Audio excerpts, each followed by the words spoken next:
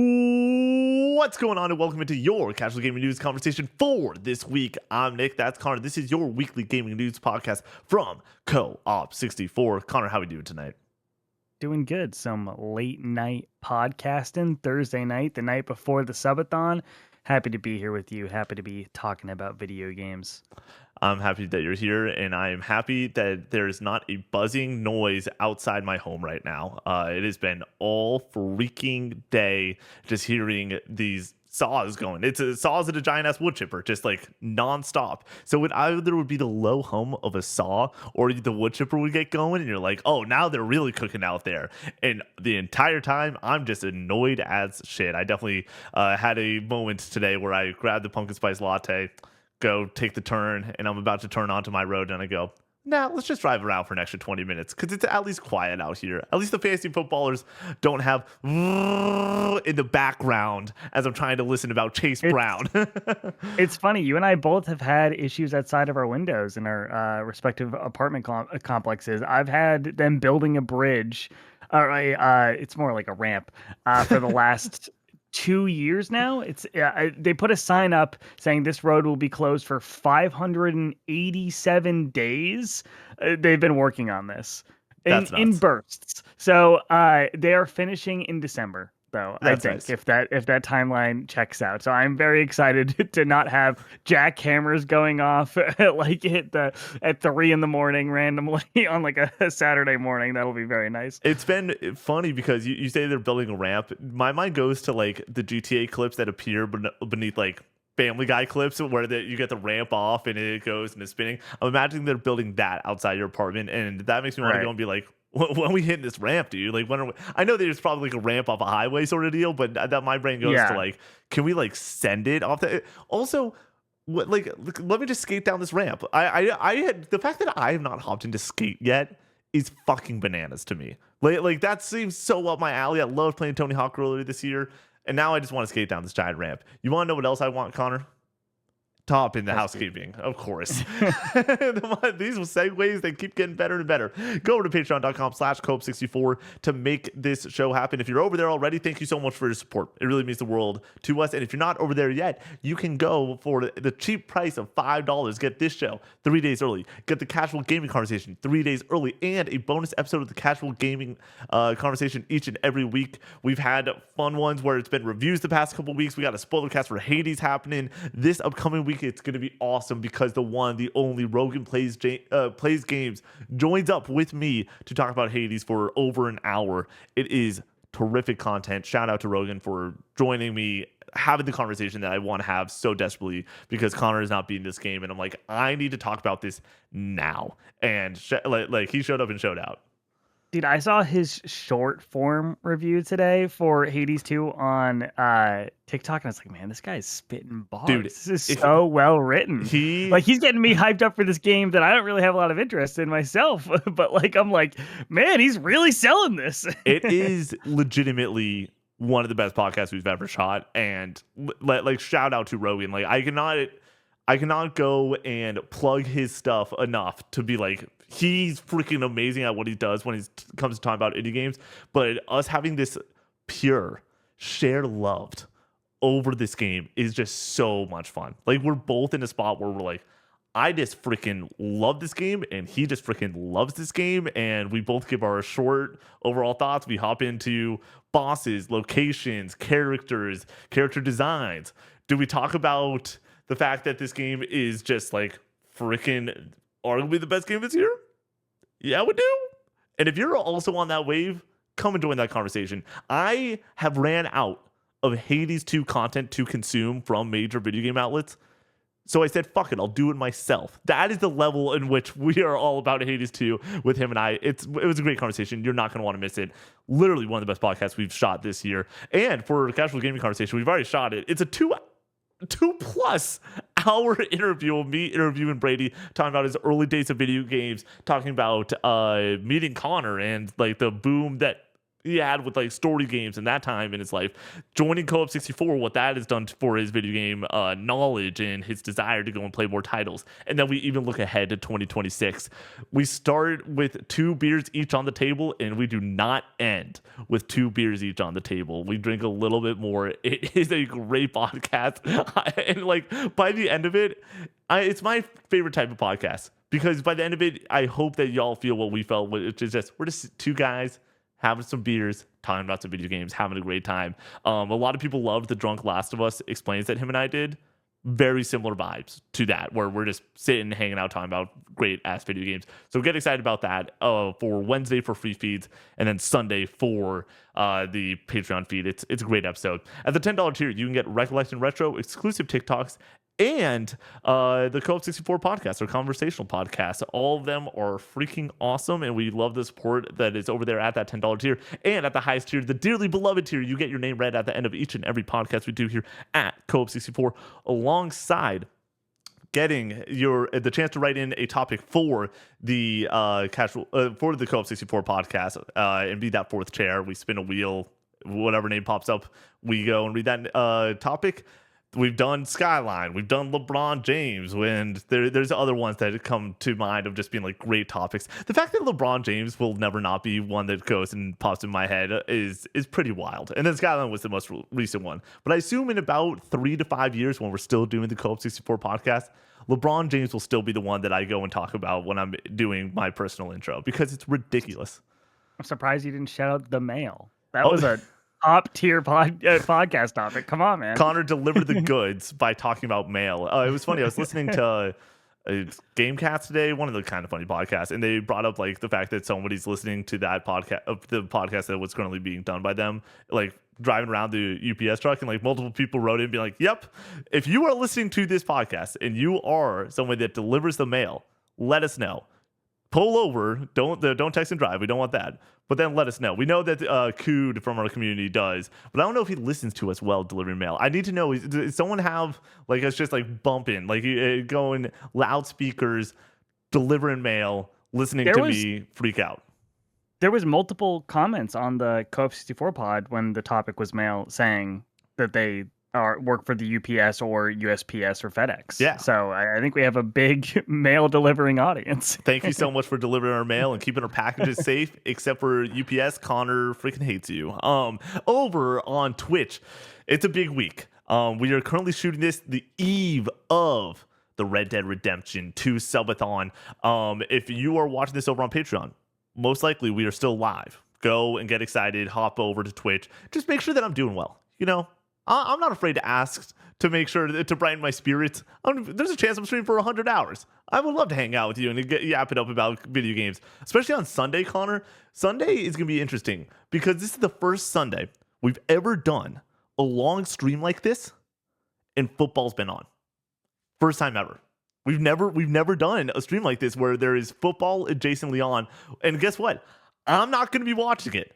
I'm not going to have the scores up. I'm probably going to put my phone in the other room to make sure that I don't go and check out my fantasy football scores. So what I need from y'all to do is to come in and just let me know, how is Xavier Worthy doing? Even though that's a bad example, he plays Monday night. How is how are the Patriots doing? They're playing the Browns this week. Hopefully they're kicking their shit in. Like, let me know about these football players. It's gonna be a great time. You already know that's a trap game for us. Dude, that's something they're gonna play us close. Yep. They have a good defense. Yep. I think we come out on top, but I think it's gonna be closer than people think. Oh yeah. Almost upset is definitely on the table. Of like, I'm pretty sure that we're thankfully at home. If we were in Cleveland, I feel like this would be the definition of like, hey, you travel, Cleveland sucks, the weather's up there is awful, like you just like don't get in the right mood to get some football going. Stephon Diggs goes and drops a pass he should have caught. Ramondre Stevenson with 2 fumbles and they still don't rush Trevion Henderson. It could just all of a sudden be a shit show. I think at home,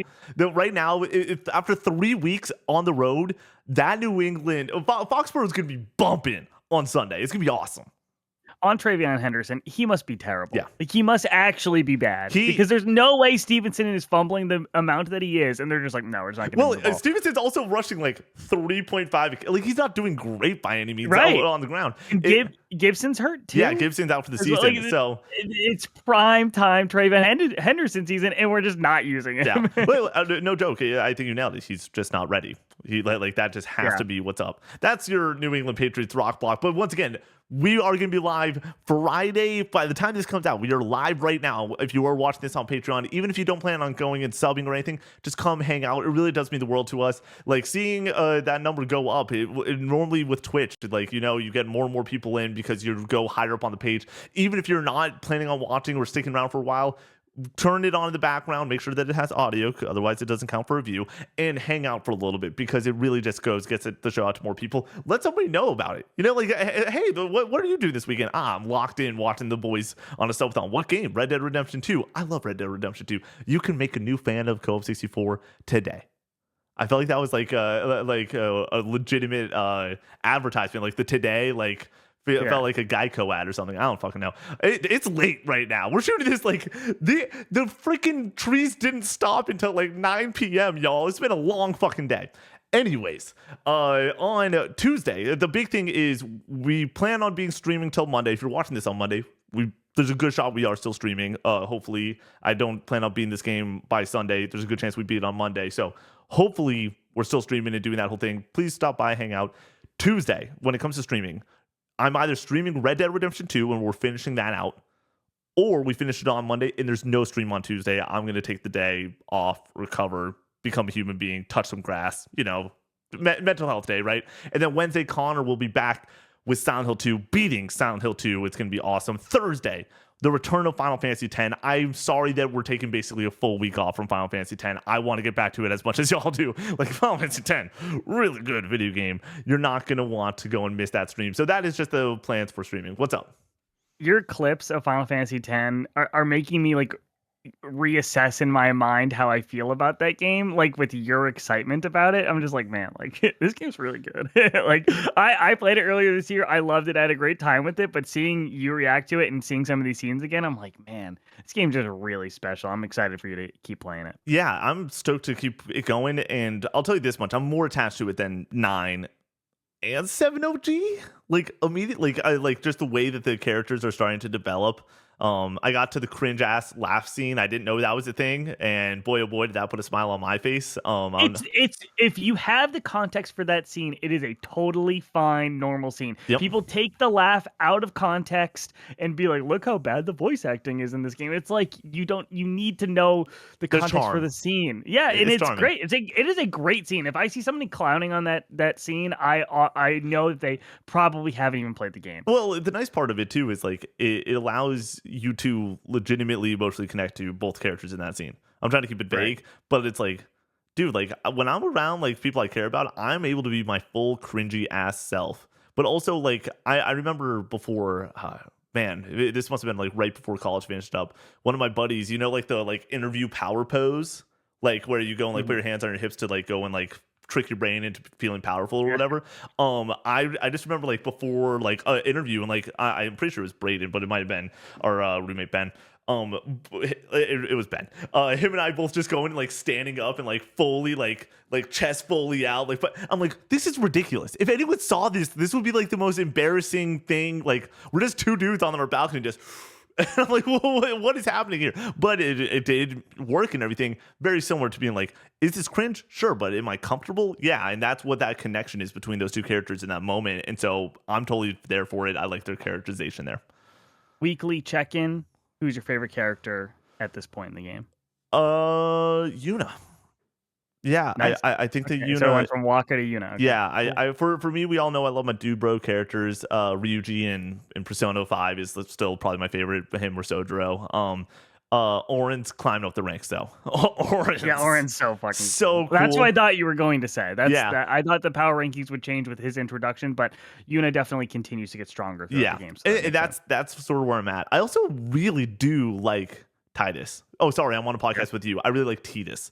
I think that he's really good as a main character. Like, straight up, like I think that like his delivery and the narration that he gets to have through this story is really well done. Like I love the way that he's like, there's a moment where he's like, this is how I was feeling, or at least that's what I think that I was feeling at that time. And like how true to when you think back to times in your life, is that the case where you're like, I felt this way about this, right? And it's like, or maybe I thought I felt this way. It's like, this is really decent, not decent. I think it's great writing, and I'm falling more and more in love with his character too. I really am enjoying this. This is gonna be fun, man. Like the one we've been playing that's going to happen soon with Final Fantasy X in Red Dead Redemption 2 is Persona going. 3 Portable. Come on, man. It's gonna feed families. Really good. It's gonna feed families. It's gonna be a great time. Yeah, it's gonna be funny because we had what we've been playing earlier in the year with Final Fantasy X in the thumbnail. You got to put it back in the thumbnail. Like, it's gonna go in the same slot, dude. It's Yeah. gonna go, like, I'm not gonna pull a new photo. Like Right. I'm not gonna even type in to Google search Final Fantasy X. I'm just gonna go to Canva and boop, click it, nail it, send it. It's gonna be a great time. And then. What else do we got? Streaming. That's what we're doing coming up. I do want to say this with Liza P. I've talked to Brady about this. This is where we're at with Liza P. We will be finishing Liza P on stream.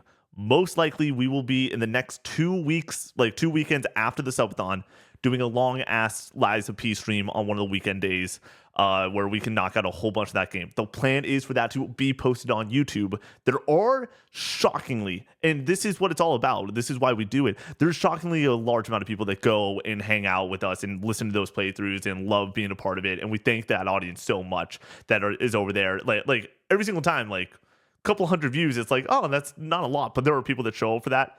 We will still have that playthrough going up over there whenever we stream it, and you will know well in advance. But if you're like only somebody that shows up for Monday streams and stuff like that, and then all of a sudden it's just like not there for you, that's why it will also be on YouTube whenever that happens. Just a heads up with Liza P. There's so many things moving and shaking with busy season. Also, just a heads up, like we said this a couple weeks ago, this podcast moving around and shaking around, it just is the status quo for the next couple months until we get to the next year and everything.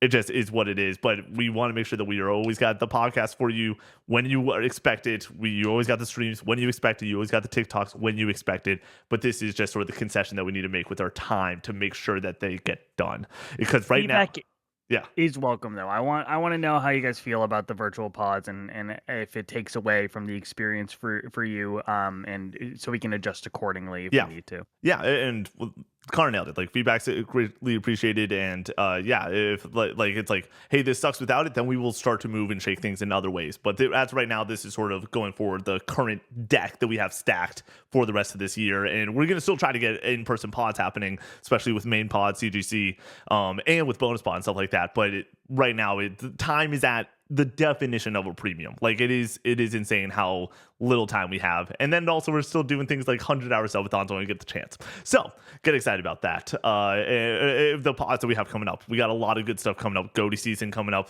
a lot of great pods happening on main pod, a lot of great stuff. Here's my question. Who the hell am I going to hit up for this betting special, dude? Because, like, now I got Rogan's number, like, do I hit him up too? Do I get Jacob back on? Do we hit up some other people? I don't know, but we're going to get a Game Awards betting special. That's all I cared about with the bonus pod, Connor. That's all I cared about with bonus pod was getting a Game Awards betting special. Because I'm going to come in with some of the most ridiculous, the most insane bets. Is Jeff Keighley going to be wearing a bow tie? 1 to 4 odds. Are we going to see Mass Effect 5? 1 to 7 odds. Donkey Kong Country making a return with the new Donkey Kong. I saw Donkey Kong in Super Smash Bros. The other day, like in like Smash Ultimate in his character design, and it was like, if we get a Smash Bros. Like on the Switch 2, it's honestly going to have the new Donkey Kong design, and that design's going to look batshit insane, getting bodied by Marth. Like, that, it's going to look crazy. Very excited about that. Can't wait for that betting special. A lot of great stuff happening on real quick, when you're like, who am I going to call up for the betting special? First person that came into my mind for whatever reason, like, Dad's retiring. Like, he's got the time. Throw him on the betting special. Ask him the question. Connor, give him some con bucks, and we'll see what happens. Do you? Co-op coins. You should not have put that in my brain, because I'm going to get a call from him on Sunday. He's going to forget that I'm doing the subathon. I talked to him like 2 days ago that I was doing the subathon. He's going to forget that I was doing it. He's going to call me on Sunday after the Patriots win. Hopefully they win. Knock on wood. And he's going to be like, hey man, like, what's up? And I'm going to be like, I can't talk to you. Call him Tuesday morning. And I'm going to immediately be like, hey, I have an idea. And then he's going to go and be like, I'm retired. I'm down for anything. He's a loose cannon right now. Papa 64, we don't know what he's gonna do, but I'm excited to see wherever he ends up. Congratulations, Pops, on your retirement if you're listening to this. Discord, join up in the Discord. How are we only into the Discord in housekeeping? Join up in the Discord, talk about video games. Ghost of Yote, The Outer Worlds 2, Keeper, Ninja Gaiden 4, Battlefield 6, Pokemon Legends E3A. You're probably playing something, the latest and greatest. You probably want somewhere to talk about what you're doing. And the Discord is an amazing place to go and just, hey, like people all the time are like, what would I even say? Jump in general and say, hey, I'm playing Pokemon Style. What's everyone thinking about it? I'm 15 hours in. And you will get give a hot take. Bloodborne sucks. Boom. You'll get a whole ass conversation going. You don't, it's not that serious at the end of the day. The Discord's a great place. Say that you like angel hair, and then everybody will come out of the woodworks telling you that you're wrong. I do like angel hair, but it's not an Me elite, too. It's not an elite pasta. I just like pasta. All pasta is good pasta. That's true. In my mind. Bow ties. I'm a big bow tie guy when it comes to pasta. I really like big bow tie. Big bow. No, well, I don't want like. The size I of like them. the bow tie. I'll eat the bow tie, but that's a lower tier pasta shape. The bow ties perfectly hold Parmesan cheese. Get a little sprinkle of Parmesan on there, and it fits so well. Because like when you do like anything that is a little bit larger or even skinnier, it slides off. But the bow ties have a flat enough surface that when I scoop up pasta, because like you're not able like to spin a majority of pasta outside of the very stringy angel hair, whatever spaghetti type of pasta. But so you're scooping at the end of the day. And the bow ties go and hold Parmesan better than maybe any other pasta. Get in the comments. I'm probably wrong. It's 10:20 right now. You're scooping bow ties? I'm not like... You're stabbing the bow ties. Yeah. At a certain point, Connor, you just got to shovel it back. The only way... Pasta is one of the few meals that I shut the fuck up during dinner. And I just go for it. And I don't have time to do this. I'm just doing this, man. I'm just getting it going.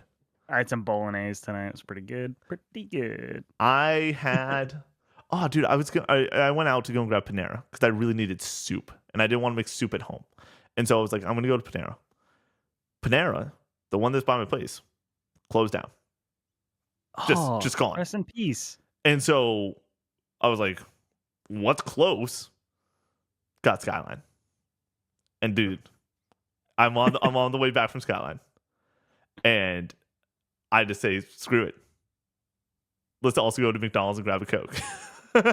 So I double dipped on McDonald's and Skyline all at once.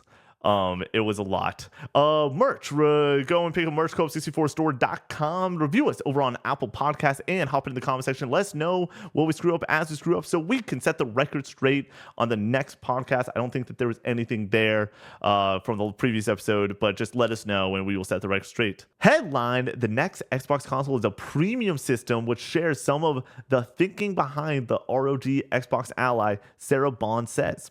This is Chris Golian over at VGC. Quote, in an interview with Mashable, it was put to Bond that the next Xbox console is rumored to be a hybrid system capable of both playing Xbox console games and PC games.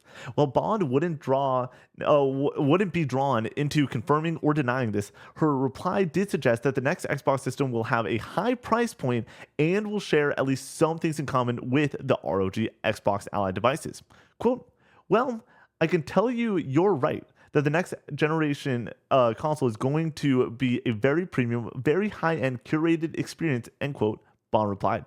Quote, you're starting to see some of the thinking that we have in this handheld, but I don't want to give it all away, end quote.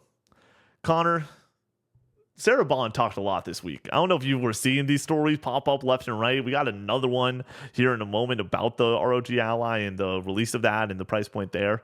But here we are. We got the new Xbox console. It's going to be a premium experience.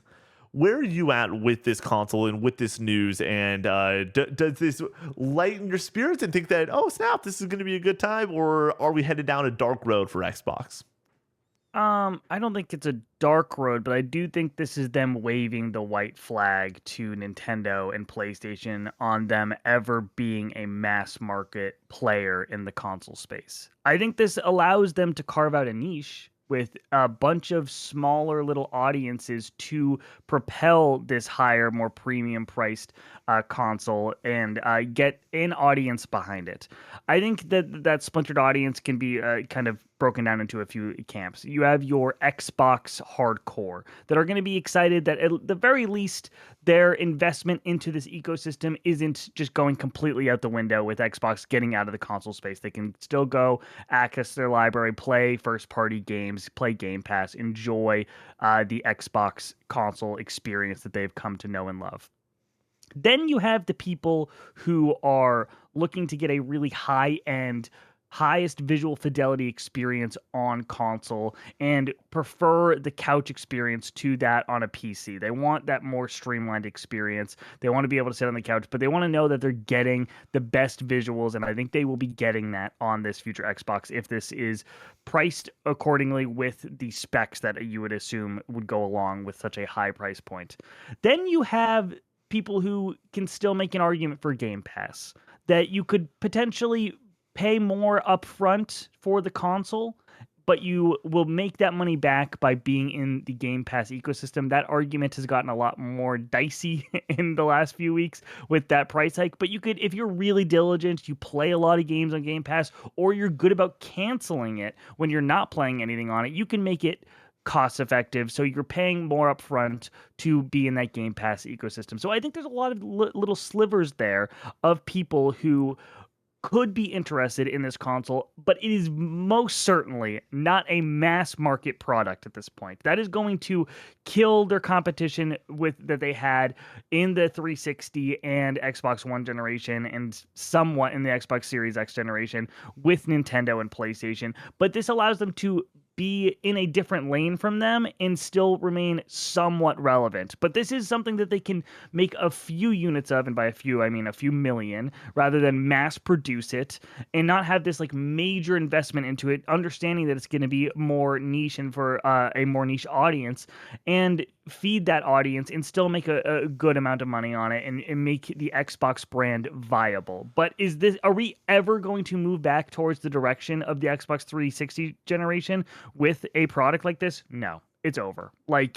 And I'm just glad that the Xbox faithful that were worried about the potential of there not being a new hardware in the future have this to look to. And I don't think that with this being the way that it's going to be with the price point to being a high-end device, it's a death sentence. I think this could be successful. And I think we could get another Xbox after this. Yeah. And I think that if you asked me a few weeks ago if that was even possible, I was saying one and done. It's over. They're going to try one more time, and then it's probably going to be over.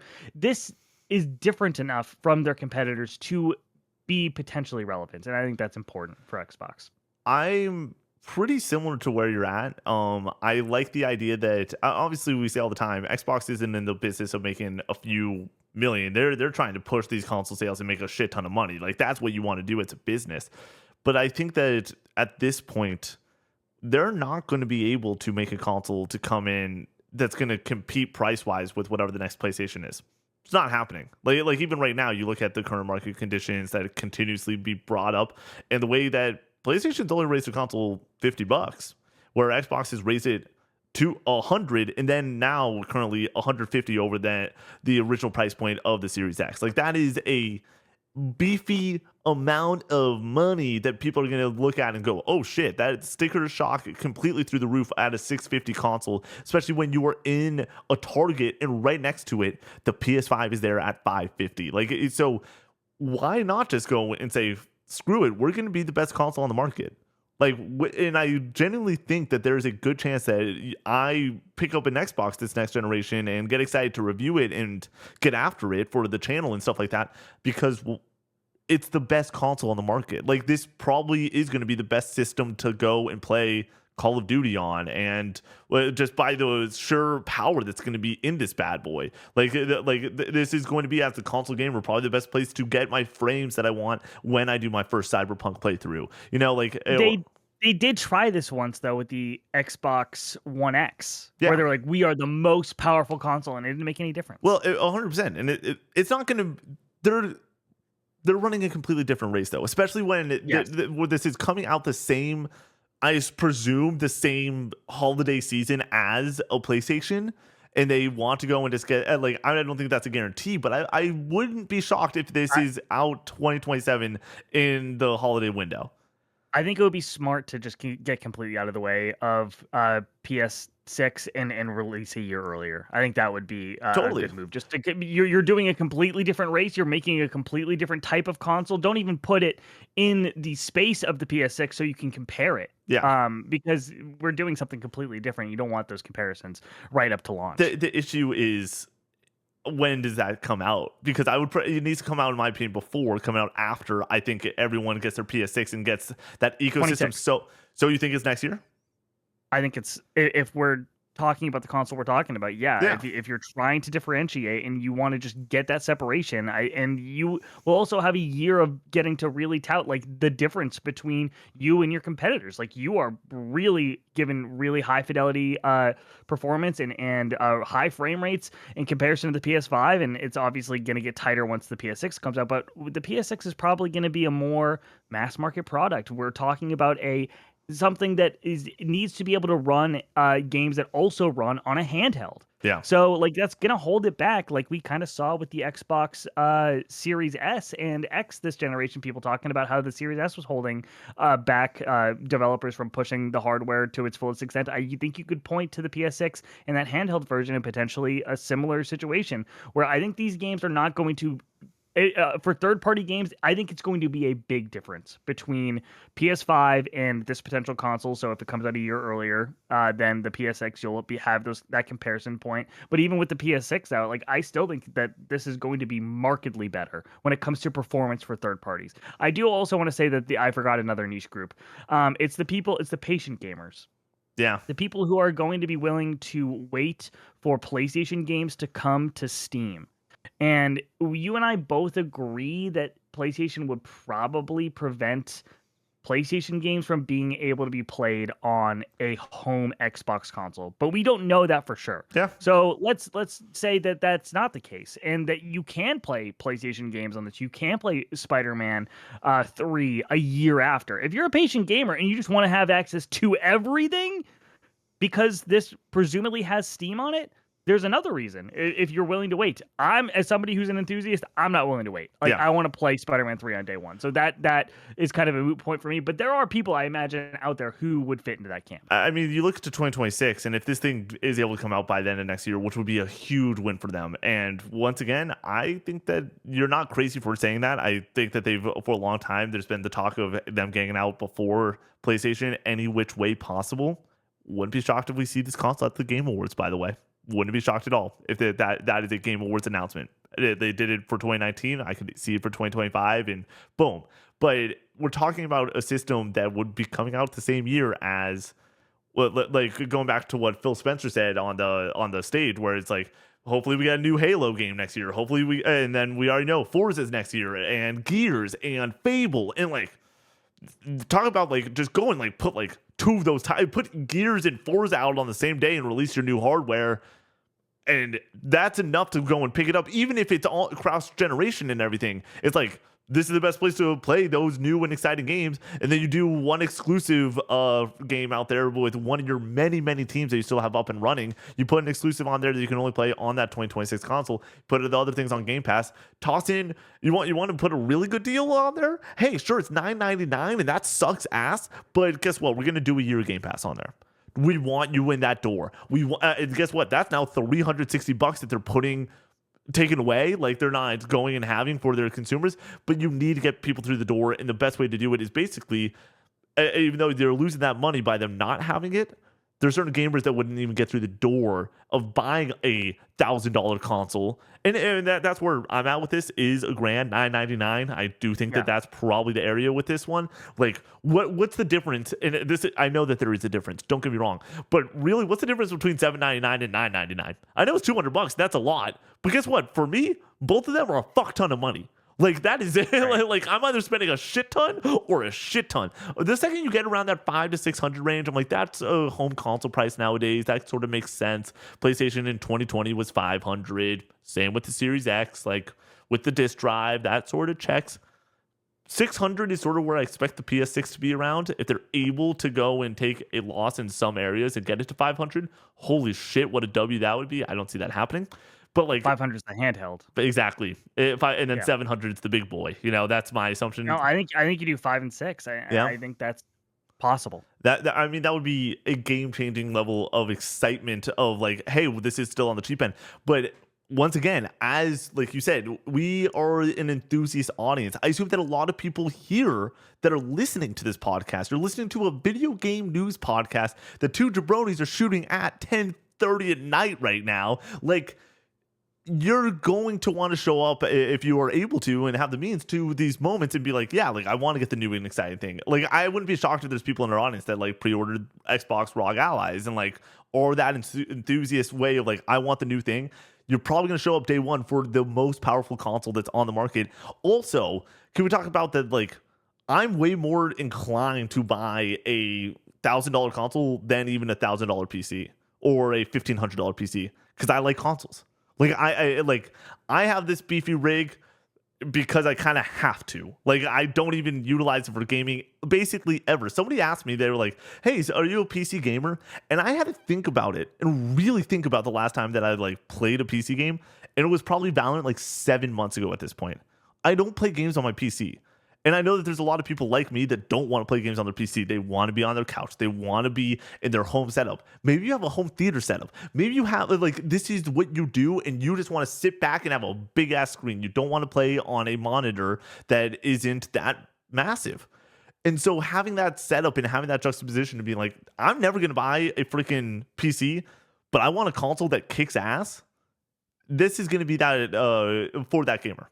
And I think that that's a really strong spot to be with this one. Headline, quote, this is their hardware, end quote. Xbox boss says Ally X handhelds eye-watering $1,000 price was set by ASUS. This is Tom Phillips over at IGN. Quote, Xbox has addressed the ROG Ally X handheld's controversial $1,000 price point and said it had been hardware maker ASUS that ultimately decided how much to charge. While released as Xbox branded devices with access to your Xbox library and Game Pass built in, the $600 ROG Ally and $1,000 ROG Ally X are ultimately ASUS made handhelds, and because of this, ASUS set the price. That's according to Xbox President Sarah Bond, who told Variety that ASUS had used its, quote, insight into the market, into the feature set, into what people want to determine the ultimate price of the device, end quote. Moving a bit further into the article, quote, the reaction was overwhelming demand for the device, end quote, Bond said. Quote, we sold out on the Xbox Store. We sold really quickly at a number of other places around the world. I feel really good about the value that we're giving gamers for the price, based off the reception to the hardware, end quote. Talk about just tossing your buddy under the bus. Yeah. Damn. I think it's a bad look so close to launch, or was this right after launch? Yeah, like a week after. To be pointing fingers. Like, I can't imagine they saw the blowback and took it well, and they're like, you have the blowback. Like, we don't want any of this. Like, it's your fault. I think that's a bad look personally. Connor, I know you're not a fan of The Office, but there's an amazing episode of The Office where Michael goes and puts golden tickets, like 50% off tickets, into reams of paper, and he puts 5 of them out there. And all of a sudden, they go to like their biggest distributor, who now gets 50% off their order.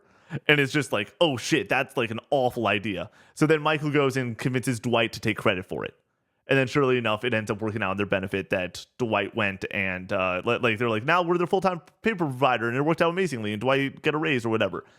That's how this feels right now, where it's Michael Scott looking to Dwight being like, this was your idea. Like, what are you talking about? This is such a... You don't go and point fingers when things are going well. You take the credit. What the quote on this shouldn't have been, hey, why is this $1,000? It's, hey, this is $1,000 because guess what? We sold out. And so the market value proves that we were right to put this at $1,000. You don't say it's $1,000 because the manufacturer demanded it to be $1,000, and we're just Xbox over here gonna take our ball and walk inside, and this is their fault. I think that that's wild. Like, why wouldn't you want to go and champion your cool new thing that it apparently is selling out everywhere? And it is. Like, this is facts. Like, the Xbox website, it was done like really fast. It sold out because there is that enthusiast market for this. Like, there are people that want to show up and have a super powerful handheld. I think people. I used to sleep on the fact that, or like think of the idea of like playing games on a airplane and like how cool that would be. There's a lot of people that travel, and like that's what they do. Like their job is like being on a plane, going and doing business somewhere, constantly being on the road, and like handhelds like this just are their thing. Like they just love that, and so when the new hotness comes out, it makes sense. I don't expect this thing to sell 20 million units, but like this is a great spot for this price coming out there and doing well, and I think that the reception's been good. The reception critically? I don't think critically. Critically, it's been twofold from what I've seen mostly. It is this thing is an extremely great piece of hardware. $1,000 is a lot of money. That's normally the way that like it. People have been like, I think that like I would recommend this like if you're just able to get your hands on one, but like it's not a everyday player type of thing. It's an enthusiast item. It's very similar to the way that you talked about, in my opinion, the PS5 Pro, where it's like, do I need this? No, but is this a great way to play video games and go on the go? I think that it is, for sure.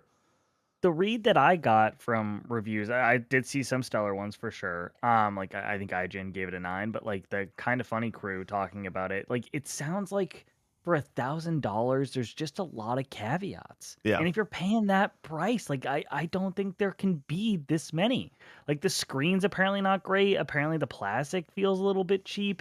The seamless UI with the Xbox UI, which was really highly touted ahead of release, just is not up to snuff with making it just super easy to play your games like you would on an Xbox console that you're booting out to Steam like constantly. If these games aren't Xbox Play Anywhere, you have to go to another storefront, and that's just not worked in as well. Like it doesn't sound like this really kind of easy to use piece of tech, and I think for $1,000 that's what you're buying it for. Real quick, Tony Sinau, who's a friend of the channel and amazing creator over on TikTok, he did his review, and apparently it comes with a stand, but like the stand is legitimate cardboard. Like it's like like Oh, it doesn't really? have like when I think of like a stand for like a console that you're like sliding into, like I'm imagining like some hefty plastic or like something that like you can really it's firm, you know, it's you're putting your major purchase into this. It's almost like when you get like a pair of sunglasses, you want the like sleek piece of silk basically that you slide it in and out, and you know that it's not going to get scuffed up or anything. For it just to be a piece of cardboard, I think it's a little bit funny, but also like I wouldn't put it in a stand that often. I'd find a case for it or whatever, so not a big use case. But I think that it's small stuff like that where it's like, how is that? How is there an issue with that? Like, how do you fumble the bag on stupid stuff like that? And then every other complaint that you just said, I completely agree. I think that this needs to be better for the people that are picking it up, and there needs to not be those caveats. I think that right now the jump between what a Steam Deck's offering versus what this is offering is too small for the price point to be as different as it is. Where it's like, why would I spend the extra 500 when I can get an OLED Steam Deck and I can get something that goes and plays a lot of these games and is way cheaper and has had many years at this point to figure out the intricacies of like what players want from UI and the best ways to go and boot these things up. So I think that as of right now, I'm not shocked that it's selling well, but I don't know. Like, I think any of these products are going to sell out at launch like this. I don't know if this is a great indicator of like this really healthy, vibrant launch. I mean, it could be worse. Well, like it could have not have sold out. So I think that I'm very curious to see when they do get these consoles back on storefronts.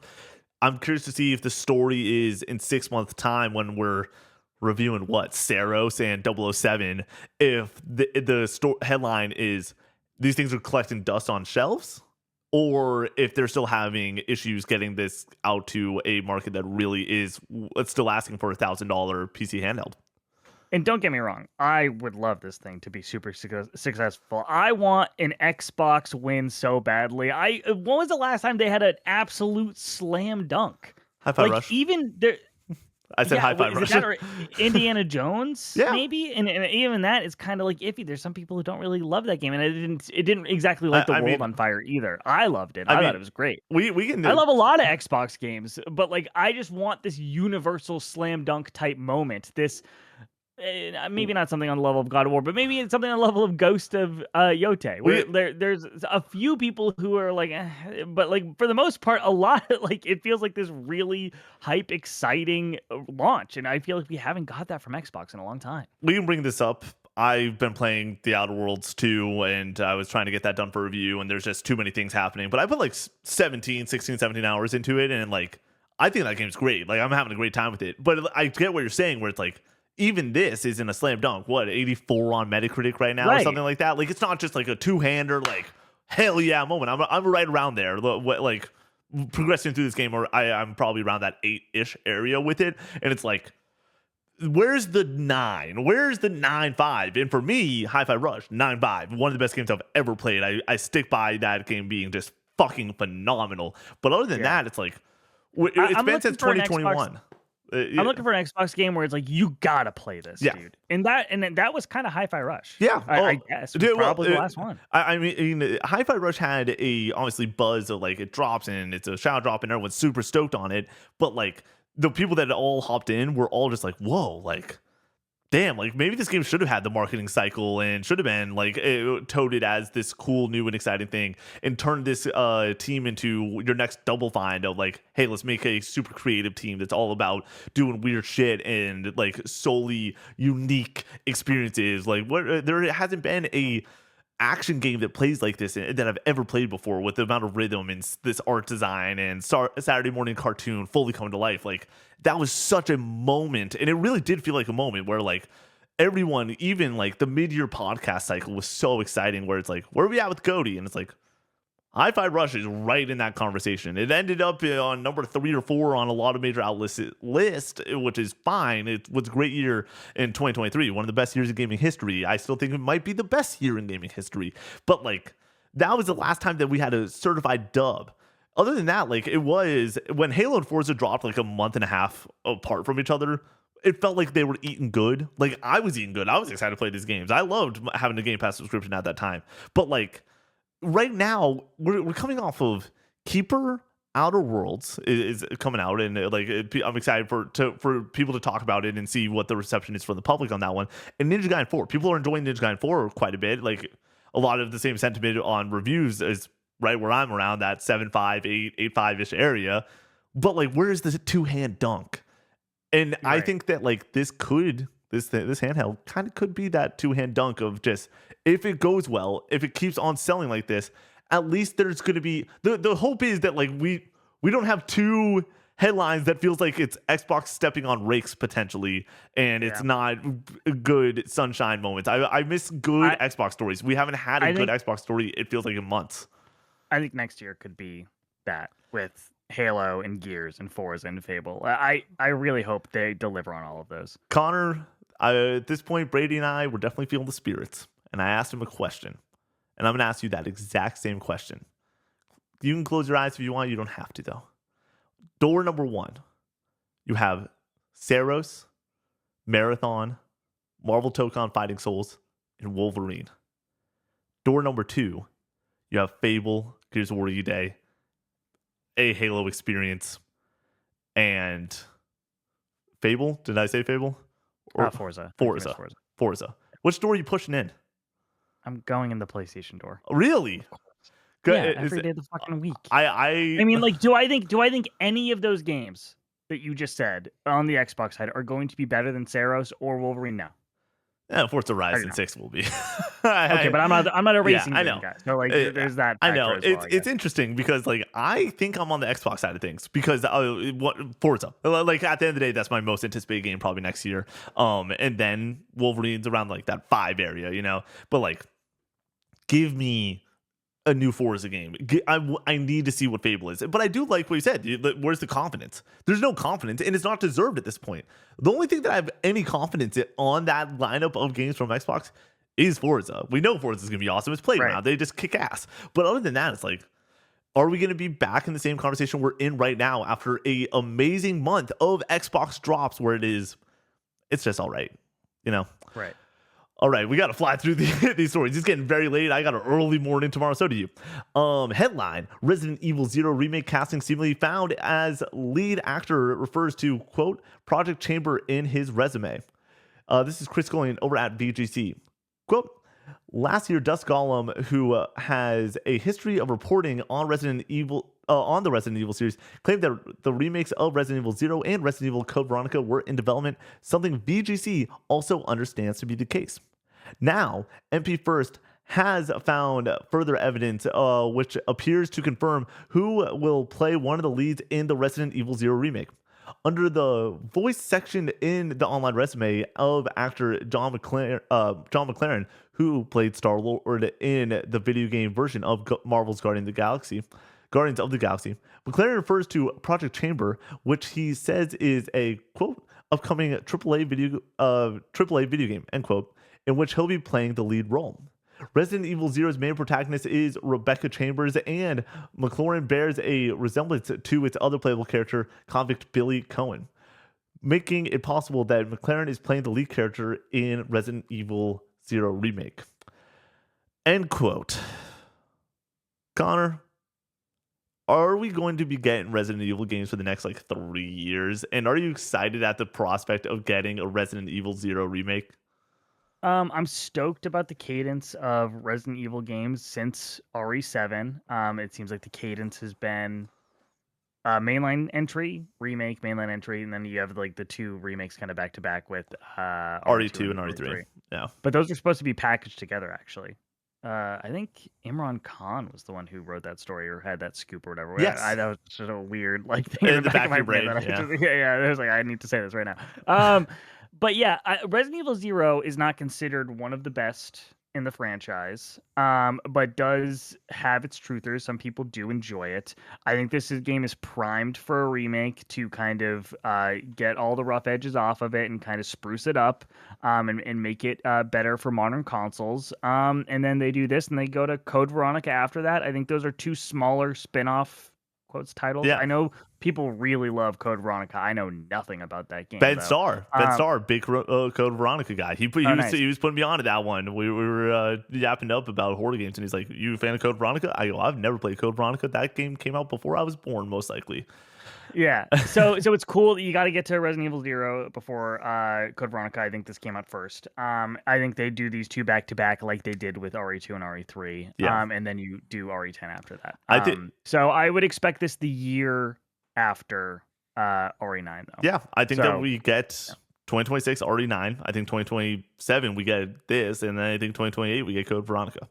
I think that they're just going to be cooking, and then 2030 you get the next mainline Resident Evil, and it's Resident Evil X or something. Dude, they're gonna so utilize the fact that they can put X in the title of Resident Evil 10 and have it be REX at 410. That's just a fact. That's just gonna happen at this point. I'm stoked. I can't wait for more Resident Evil action. So you do 10, then you do 5, and by the time they get around to remaking 5, it'll have been a very long time. It's weird. The idea of remaking PS3 games is kind of weird. We obviously got Demon Souls, but it's you can go back to those games right now and still have a pretty modern experience. But by the time they get around to 5, it's going to be a lot longer. So I think it'll probably warrant a remake at that point. I'm kind of curious. I was thinking about this on the drive home after looking at the story when I was at work. Did they do 6 eventually? That game sucks, apparently.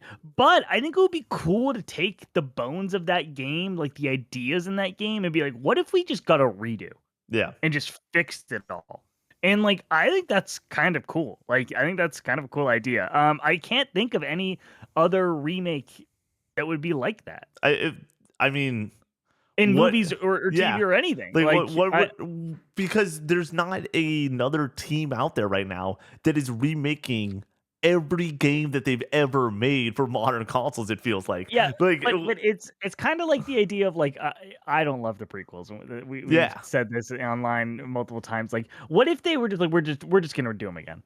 we're gonna tell the story of Anakin becoming Darth Vader, and we're just gonna do this justice, and we're gonna do it better with like and good we're writing. gonna remake them or whatever. Same kind of ideas, same premise. We're gonna use like a lot of like the story beats, but we're gonna remake this and make this right. Yeah, And I think that would be really interesting and cool. But like I don't think that's ever gonna happen. I mean, but like I like to think about the potential of that. Harry Potter right now is doing that with the HBO series and 8 seasons and stuff like that. That's But interesting. it's not taking a bad thing and making That's it good. That's true. Like You know the what Harry I Potter mean? movies are beloved, right? And so like Right. to go and be like, yeah, I could. People would, but also the prequels are beloved, and we've had people explain that the prequels are good to us, and people love the prequels. And I think 3 is good. I think 1 and 2 are some of the worst movies I've ever seen in my entire yeah, life. I think 1 So- and 2 you can go and watch. When I say I want them to remake the prequels because they're bad, I'm leaving 3 out. Yeah. Of that conversation. All right, I agree, and I would love them to go and remake, like just keep remaking these Resident Evil games because they're some of the best games on modern hardware. By the time they're done with Resident Evil 6 remake, you go back and you start from the beginning. Resident Evil 2 And then remake. you go remake. Well, you got to remake 1 first. Yes. Which I think would actually kind of work. I do think I would like to see that happen. That is going to happen eventually, and that is actually, I think, probably the biggest dog left in their arsenal that they should remake. I think they could do that before 5. Yeah. Potentially. I mean, there was stories recently about them having no plans to remake 5 as of right now. Like that hasn't been discussed in that building yet, and so like. I think that there's a good chance that like we don't see that a remake of 5 maybe ever. Maybe they just continue on after that. I think that Resident Evil is such a flexible series that you'd surely have your staples. There's going to be herbs and scarcity of bullets and cool things just happening in this world. And some characters might return every now and then. But like at the end of the day, you can sort of just do whatever you want. I hope that they go and push forward with the franchise after that. But I also know that they look at these remakes as just like guaranteed money in the bank. Hey, we go in, this is what we need to produce it at, like for money, and this is the amount of money we're going to make. And guess what? They're right. Like they know exactly what that income's going to be because the way that they've seen it for these previous stories. Final headline for you. Quote, I've thrown everything I have into this. End quote. Sakurai says Kirby Air Riders won't get DLC or a sequel. Reading from VGC, this is Chris Scullion. Quote, Sakurai's previous title, Super Smash Bros. Ultimate, continued to receive downloadable content for nearly 3 years after its release, including 12 extra playable characters. This won't be the case for Kirby Air Riders, however, which will be released as a standalone finished product according to Sakurai. While concluding an hour-long Kirby Air Riders Direct, which broke down the game in great detail, Sakurai explained that its existence was made possible because fans wanted to see it happen, and that the resulting game is the completed work. End quote. Moving a bit further into the article, quote, he then added, quote, just so you know, we're not planning any DLC. Everything is here. Also, I'm not planning on making this an ongoing series.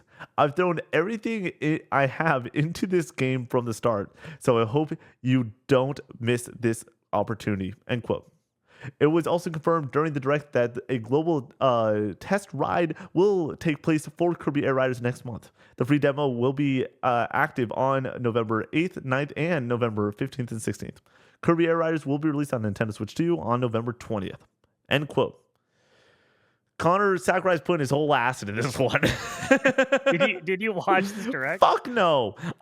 Connor, Nick, you watched the first one. That's fair. That's not a crazy thing to ask. So I did watch the first one, and I did take today. Connor knows this. Of just like I really needed a rest day going into the subathon. I needed to make sure that I was able to take it easy and focus on just gearing up for a long weekend and plus of being on camera and stuff like that. So I didn't react to this. If it was a different week, I would have reacted to this. Like Connor knows me well enough. Like, yeah, I am a sicko for the shit. I love reacting to gaming presentations. It's very exciting. With that being said, another Kirby Air Riders present. We do 45 minutes, Connor. Those 45 minutes were not fast. They did not. They were not the speed in which these stars are flying around in this game by any means. But then again, I could listen to Sakurai talk about paint for like 3 hours, and it probably would end up being pretty interesting. So I've seen some of the highlights come out of this, and I like this shit. Like I would be down for it, but even this seemed a little bit ridiculous. And Him saying this though does kind of. I know that this is gonna like be counterintuitive. It kind of like lowers my excitement for this because I'm like, oh man, like if this flops, we're not gonna get any more. Like because if they understand if it flops and they might flop, like we're not gonna make another one. It doesn't matter. We're not gonna. This is just gonna happen. And it's gonna be part of Nintendo's history, and we're moving the hell on. Like Sakurai just kind of wants to do this, and we're giving it to him. And I think that they understand that it probably is gonna flop. And I also think that that's why we're getting a playtest because it's probably gonna flop. With that being said, I do love the fact that this creator is being like, I love what I just was able to pull off. Like getting to do this was an amazing experience. There's not going to be a DLC. You're getting the full Kirby Air Riders experience. And you were getting all of it. At day one, it is all there. And how refreshing is that to hear in the industry nowadays? Like to hear, it's all here. Yeah, you have Pokemon to compare it to right now with the day one DLC as well. And so like, it's very nice. I'm very excited to go and play this on a stream, hang out, chill, probably play this for 2 hours, 3 hours, never touch it again. And what does a flop look like though for Nintendo at this point? 2 million. Like, I think this sells 10 million by the end of the Switch 2's life cycle, just like Luigi's Mansion 3 did, dude. No, like, Luigi's Mansion 3 is a good video game. Like, I think that there is a realistic chance. I want this game to be good so badly. I do too. I want every game to be good, and I want this game to be good. I watched an hour freaking presentation about this game. I want it to be good. I don't think this game necessarily looks that fun. I think it looks fun for 45 minutes. I think that this is going to be most likely, if I had to guess a Metacritic prediction, a 72 on Metacritic. That's my guess. And I don't think a 72 gets you to that 10 million. We're 82. Not a chance. Connor, Nintendo bump Evans with an 82. There's no way that this deserves an 82. Why? Why would you say that? It needs to have enough content. It looks like it has a ton of content. I just don't believe it. And clearly it has enough for him to say that he put his entire soul into this and there's going to be no DLC. I literally like the idea that Sakurai's like, please buy this game. Please buy it. I've worked so fucking hard. They let me do it. I don't know why they let me do it, but they did. So now I'm going to do it. Yeah, I think that this is a little bit ridiculous, but also good for Sakurai and good for the team. Yeah. I'm really curious about these demo events. I kind of want to hop in and just see if this game is for me. I think it is for me based off of playing the little bit that I did on GameCube and just seeing the footage now from the directs, from the first direct. I didn't see anything from this. I think this looks like something that I could be into. And I hope that the fans who have been waiting for this are getting the game that they've been waiting for, and it seems like that's what they're gonna get. That's a fact. But these demos are gonna be very enlightening for me. I think that we're gonna have a really fun time playing the demo, and then we're gonna be like, "That was good," and I don't want to play anymore. I think but it can be a very similar experience to what we had with Mario Kart, where like Mario Kart wasn't this all-encompassing game for me. Like I was playing that, and then I was like, okay, like I'll go play something else on PS5. Yeah, but whereas like something like Donkey Kong, like that, I'm on my Switch. That's my main game right now. Like I'm spending a lot of time with it. I could see Kirby being the next Mario Kart type game for me, something that I pick up and put down after an hour or two, a few times a week. My fear, and I don't think that's going to be this dire. I don't. My fear is that this is closer to Drag and Drive or 1-2 Switch even than it's going to be a fun night of gaming. Why can't you see that indication? Because dude, I don't know. Connor, I watched this first direct and I'm like, this is going to be a fun stream. And there's nothing wrong. You think wrong. this game is going to be on the level of Drag and Drive? No. I said closer to Drag and Drive than Mario Kart. Time people play. Oh, sorry. I think that most likely 1-2 Switch is probably the better comparison. Where 1-2 Switch is a fun game for a couple hours. It is. I enjoyed playing one. Going to be better than 1-2 Switch, and I think it's going to be better, but it's going to be closer to 1-2 Switch than Mario Kart World, which we will be playing in a year. Like we're not going to be playing Kirby Air Riders in a year. That's not going to happen. Like, and I hope it. I hope I'm going to eat my fucking words. And I want when this gets a 93 on Metacritic, you can personally go and send shit to the PO box. I don't care, but that's not going to happen. Like, I just don't believe it. And once again, I want this to be good. And this, Connor, if this is another Helldiver situation where, like, I'm excited about it and I go, I don't care less, and then I end up playing for 40 hours and it's one of the most fun experiences I have last year, I will eat those words. I just don't believe it. But you want to know what I do believe? Oh, sorry. Go ahead. The other wrinkle to this is that this it also indicates to me that Nintendo's like, you're not working on this anymore. You're going to make That's Smash what. Bros. Now. That's why I think that it's not a. I think that this game is not for. Well, this was never gonna be something on the level of Smash Bros. Oh, so no, they no. were like, okay, go Yeah. make the cash cow. This is your little passion project. We let you do this. You're done with it. You did everything you wanted to do. You can't keep tinkering with it after the fact. Yeah. Go make Smash Bros. Now. Dude, That's the read I got from this. Do you understand how insane it's going to be in like 2 years when we get that Smash reveal, and we are legitimately just like losing our. A new Smash Bros. Wouldn't feed families. It would feed generations of families. This thing, the idea that we could be even getting another Smash Bros. Is so exciting to me. Smash Bros. Ultimate is going to go silly. And you want to know what else goes silly?